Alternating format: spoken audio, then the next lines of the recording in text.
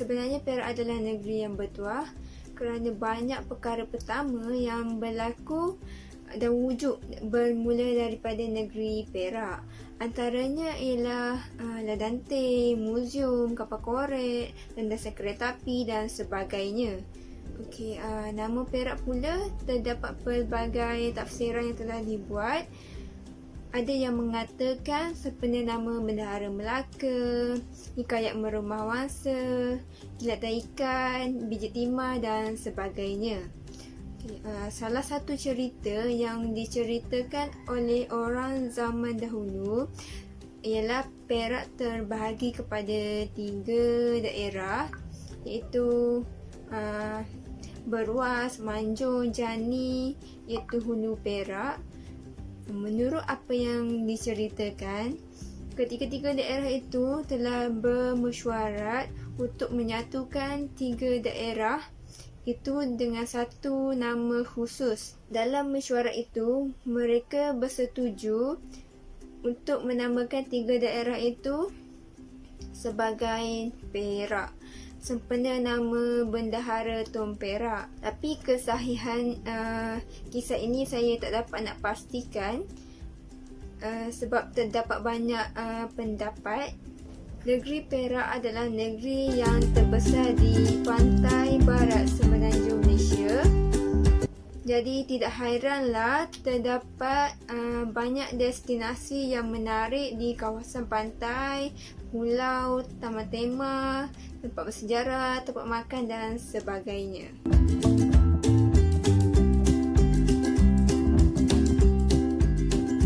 Pada pendapat saya, tarikan utama yang membuatkan ramai pelancong dari luar negara maupun dalam negara untuk melancong ke negeri Perak ini ialah Lost of Tanbun. Pelancong yang melancong bersama anak-anak pasti akan ke sini kerana bukan hanya boleh bermain air sahaja, tetapi banyak aktiviti-aktiviti yang boleh dilakukan seperti Kids Explorer By, Cliff Racer, Tube Race dan banyak lagi. Seterusnya, Gua Tempurung. Gua Tempurung juga salah satu tempat menarik jika seseorang itu gemar mendaki gunung. Kerana gua ini yang saya tahu, ia adalah gua yang paling terbesar di Malaysia dengan kepanjangan lebih daripada 3 km. Gua ni terkenal dengan kecantikan perbentukan batu-batu stalagmite dan stalactite. Bagi yang gemar aktiviti sukan air, boleh cuba whitewater rafting di Kopeng. Ia sangat sesuai untuk orang yang tidak mempunyai apa-apa pengalaman dan tidak pandai berenang. Terdapat beberapa tarikan yang terdapat di negeri Perak. Salah satunya ialah Keli Castle. Keli Castle ialah sebuah istana yang terletak di Batu Gajah di daerah Kintang. Keli Castle ialah sebuah istana yang besar, akan tetapi tidak sempat disiapkan. Ramai yang berpendapat bahawa Keli Castle ini mempunyai unsur-unsur yang misteri di dalamnya. Selain itu ialah Pulau Pangkor. Pulau Pangkor merupakan pulau ketiga yang terbesar yang terletak di negeri Perak.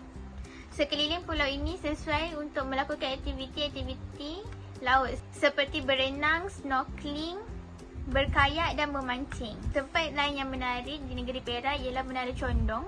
Menara Condong terletak di Teluk Intan, Perak. Menara ini sebenarnya tidak condong, tetapi akibat banjir besar yang berlaku, ianya menjadi agak condong ke arah barat.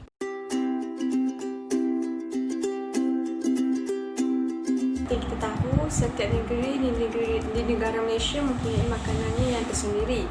Begitu juga dengan negeri Perak. Negeri Perak memiliki pelbagai makanan tradisi yang boleh anda nikmati sehingga hari ini. Antara makanan tradisi yang ada di negeri Perak yang saya tahu ialah rendang tok. Rendang tok antara makanan tradisi yang begitu terkenal dan juga sering menjadi lauk kegemaran semasa kenduri kendara ataupun sesuatu majlis perkahwinan. Selain itu, antara makanan tradisi yang ada di negeri Perak juga ialah gulai lemak pucuk asam gelugur. Asam gelugur atau lebih dikenali dengan asam keping sememangnya sangat popular di kalangan masyarakat kita, masyarakat tempatan lah. Bagi yang berasal daripada negeri Perak, hidangan gulai lemak pucuk asam gelugur ini bukanlah sesuatu yang asing bagi mereka. Hidangan ini antara menu kegemaran ramai di waktu makan tengah hari dan juga gulai asam gluko ini agak masam, namun dia mempunyai keunikan yang tersendiri. Gulai asam gluko ini sangat ianya sedap jika dimasak bersama ikan bilis ataupun udang bagi menambahkan keenakannya. Jadi itu antara makanan tradisi yang masih ada negeri Perak yang boleh kita nikmati sehingga hari ini. Makanan tradisi negeri Perak yang saya tahu ialah kuih cecemek. Kuih ni kebiasaannya dijual pada bulan puasa untuk jadah buka puasa. Selain itu, nasi lemuni yang berwarna hitam dan dimasak menggunakan daun lemuni. Hidangan ni kebiasaannya dijadikan menu untuk wanita selepas bersalin dan semasa dalam pantang kerana ramuannya yang menggunakan nada hitam itu.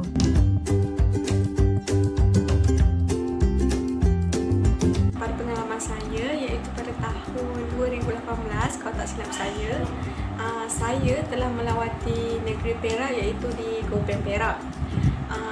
Pada saya, di situ merupakan tempat yang saya tak boleh lupa, kerana bagi saya sepanjang hidup saya tidak pernah masuk dan juga melihat keadaan di dalam gua. Tetapi ketika itu kami semua masuk di dalam gua itu untuk melihat sendiri apa yang ada di dalam gua tersebut. Tapi sebelum tu kami semua diarahkan untuk membeli torchlight untuk diletakkan di topi yang disediakan. Lepas itu kami harus juga menyewa kasut yang dia sudah sediakan. Kita tak boleh pakai kasut kita sendiri kerana dalam gua tu macam-macam akan melakukan, diiringi oleh 3 orang penjaga.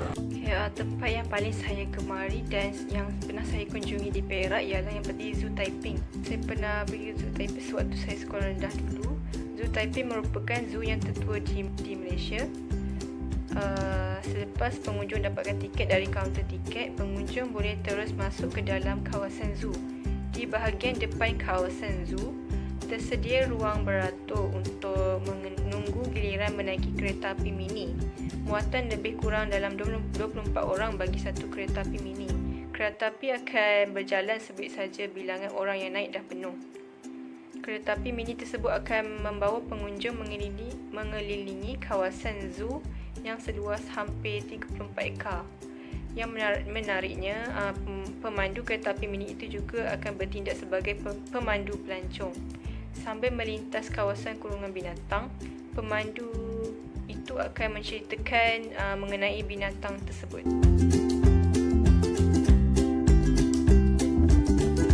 Faktor utama kenapa pelancong asing gemar melancong di Malaysia adalah kerana masyarakat di Perak memberi keutamaan kepada penjagaan kebersihan. Kebersihan sangat penting kerana pelancong akan melihat kebersihan di sesuatu tempat itu dan ia akan menunjukkan bahawa kita mempunyai tahap sivik yang tinggi. Selain daripada faktor kebersihan, saya juga ingin mengetengahkan mengenai seni dan budaya di negeri Perak ini. Pertama sekali ialah tarian tradisional di negeri tersebut, iaitu tarian dabus. Persembahan tarian dabus yang asli mengandungi unsur-unsur kebatinan. Permainan dabus tradisional yang mempunyai unsur-unsur ritual ini tidak dapat dipisahkan dengan jampi serapah. Bagi memperkuatkan keberkesanan jampi serapah ini, beberapa peralatan dan bahan yang digunakan di dalam perubatan tradisional adalah diperlukan. Bahan-bahan yang diperlukan adalah seperti berikut, iaitu kemian, bertih, beras kunyit, tepung tawar dan air penawar bisa pemulih. Sebelum sesuatu persembahan dimulakan, upacara memulih gelanggang dilakukan. Seorang bomoh yang digelar khalifah itu dalam permainan dabus memulakan upacara dengan menjampi sebutir kemian. Selepas dibacakan jampi serapahnya kepada sebutir kemian, kemudian kemian itu dibakar dan diperasapkan kepada semua peralatan yang digunakan. Kemudian khalifah itu menyiram bertih, beras kunyit dan menepung tawar ke sekeliling gelanggang permainan.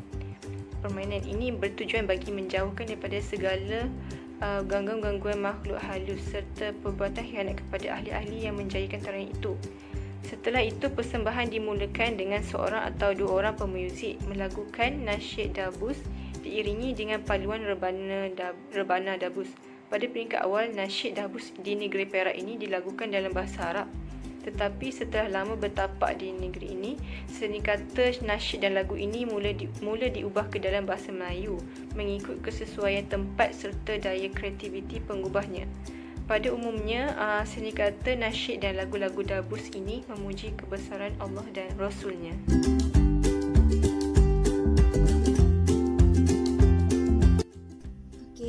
Pada pendapat saya, sememangnya COVID-19 yang melanda seluruh dunia pada saat ini memberi impak atau kesan yang besar terhadap sektor pelancongan. Seperti yang kita ketahui, sektor pelancongan adalah antara sektor yang penting yang memacu penstabilan ekonomi sesebuah negara.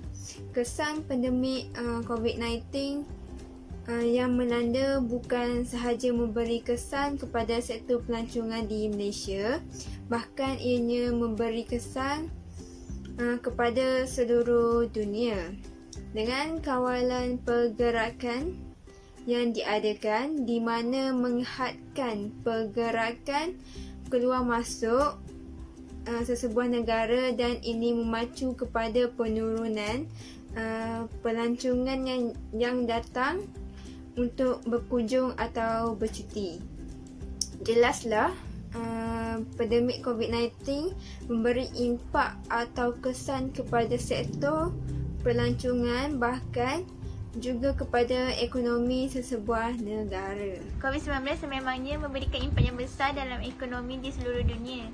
Sektor-sektor pelancongan juga tidak terkecuali daripada impak COVID-19 ini. Oleh kerana seluruh masyarakat dunia tidak boleh pergi ke luar negara ataupun ke luar negeri, menjadi punca mengapa tempat-tempat pelancongan ini tidak boleh beroperasi. Dengan ini akan menyebabkan tempat-tempat pelancongan ini mengalami kerugian dan terpaksa ditutup kerana tiada pelancong dan pengunjung yang datang ke sana. Pada pendapat saya, COVID-19 ini memberi impak yang besar terhadap sektor pelancongan. Sektor pelancongan merangkumi pelbagai sektor, antaranya sektor pengangkutan, perhotelan, agensi pelancongan, restoran termasuk pusat perniagaan, dan apabila terjejas, ia memberi kesan yang sangat besar dalam seluruh ekosistem perniagaan atau sektor tersebut.